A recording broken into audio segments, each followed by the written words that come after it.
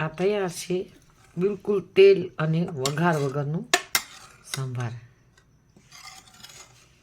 એક સરગવાની પોષણસભર વસ્તુ સાંભાર. આ સાંભારમાં વઘાર કરવાનો નથી, વઘાર કર્યા વગર તેલ વગર સાંભાર બનાવવાનો છે. તો ચાલો બનાવીએ સાંભાર. 3 જાતની દાળ છે: તુવેર દાળ, ચણાની દાળ, મગની દાળ. તુવેર દાળ ડબલ લેવાની છે.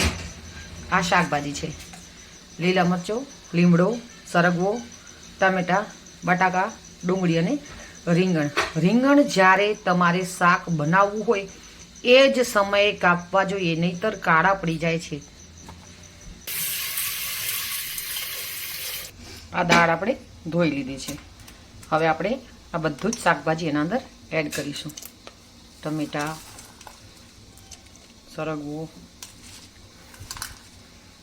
ડુંગળી, બટાકા, લીલું મરચું, લીમડો, રીંગણ. દાળથી 3 થી 4 ગણું પાણી. આ દાળ બનાવતી વખતે મેં ઢોકળા બાફવા રાખ્યા હતા, વ્હાઈટ ઢોકળા. તો એ પણ રેડી છે, તમે જોઈ શકો છો. સરસ મજાના ઢોકળા બની ગયા છે. ઢોકળા ચેક કરવાની એક સ્ટાઇલ છે. આ ચાકુ નીટ બારે આવે કોરું. પાણી એડ કરીને આપણે કુકરને ગેસ પર ચડાવી દઈશું. હવે એની અંદર હળદર, હિંગ,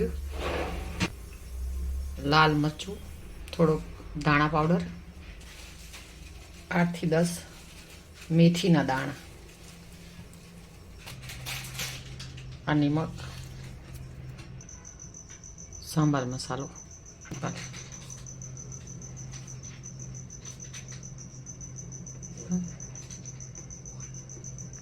આ જીરું. બસ હવે આનું ઢાંકીને એને 3 થી 4 વિસલ વગાડીશું.